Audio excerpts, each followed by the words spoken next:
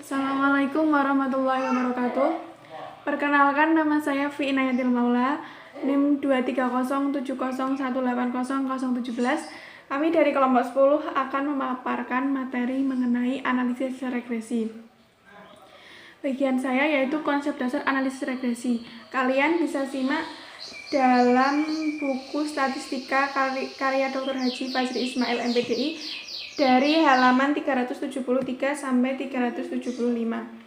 Langsung saja, analisis regresi sebagai bagian dari alat uji statistik yang diperkenalkan pertama kali oleh Francis Galton. Secara sederhananya, analisis regresi merupakan analisis yang berusaha untuk meramalkan atau memperkirakan secara matematis apa yang akan terjadi pada masa depan berdasarkan data yang telah diperoleh dari hasil penelitian.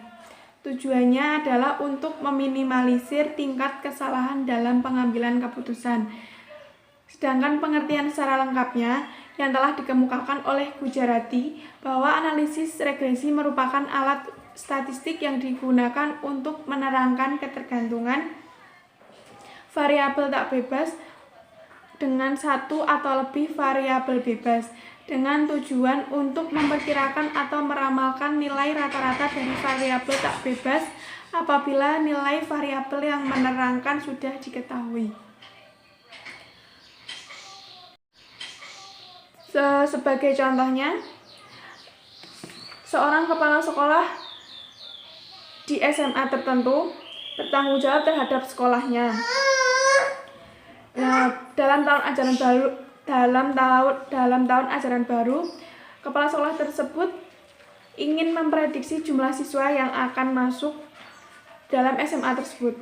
Kemudian kepala sekolah tersebut bersama dengan para stafnya kemudian mengumpulkan berbagai informasi yang berkemungkinan mempengaruhi jumlah siswa yang akan mendaftar pada SMA tersebut. Beberapa informasi tersebut adalah perbandingan uang masuk dan bulanan dari sekolah satu dengan sekolah lainnya. Yang kedua, jumlah siswa yang menamatkan atau lulus dari SMP.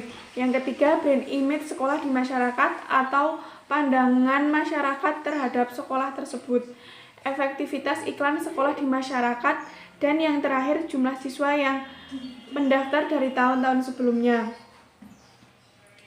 Dengan menggunakan analisis regresi, kepala sekolah SMA tersebut dapat memprediksi jumlah siswa yang akan masuk dan mendaftar di sekolahnya dengan mempertimbangkan variabel-variabel yang telah disebutkan tadi. Atau prediksi apabila ditulis dalam suatu persamaan itu sebagai berikut. Y sama dengan A plus B kali X, di mana A konstanta nilai Y apabila X sama dengan 0.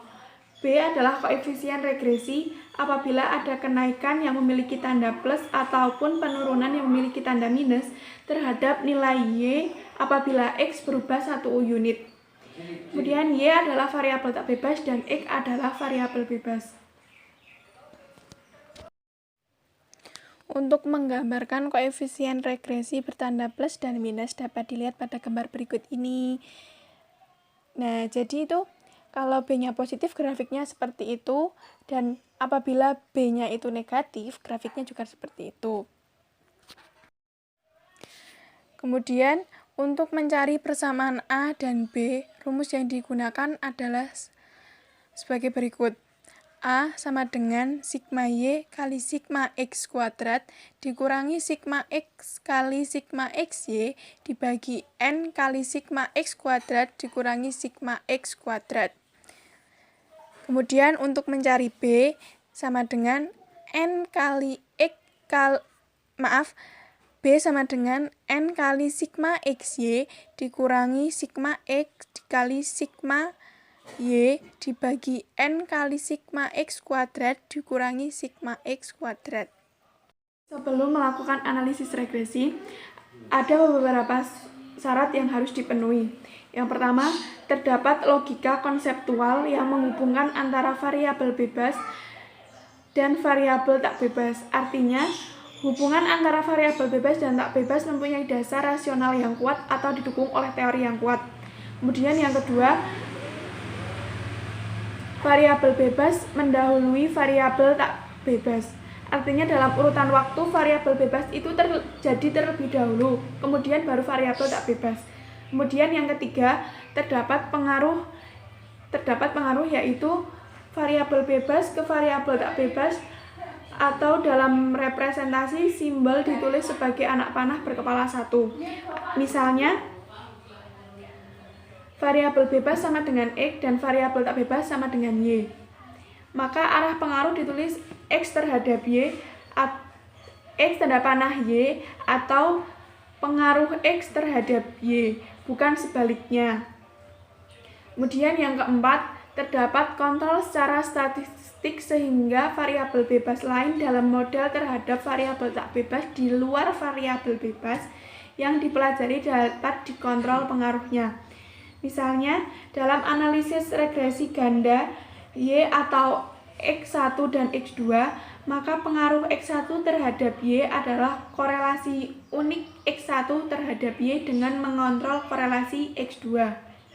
Begitu pula pengaruh X2 terhadap Y adalah korelasi unik X2 terhadap Y setelah mengontrol korelasi X1. Dalam analisis regresi terdapat dua model desain penelitian, yaitu analisis regresi sederhana dan multipet regresi atau analisis regresi ganda. Analisis regresi sederhana yaitu menggunakan satu variabel tak bebas dan satu variabel bebas. Kemudian yang analisis multipet regresi atau analisis regresi ganda yaitu menggunakan satu variabel tak bebas dan lebih dari satu variabel bebas. Untuk lebih jelasnya, yang analisis regresi sederhana akan dijelaskan oleh Mbak Novita dalam video selanjutnya.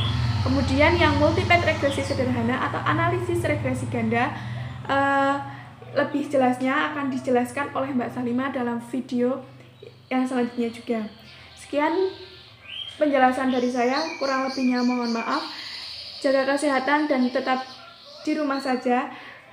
Wassalamualaikum warahmatullahi wabarakatuh.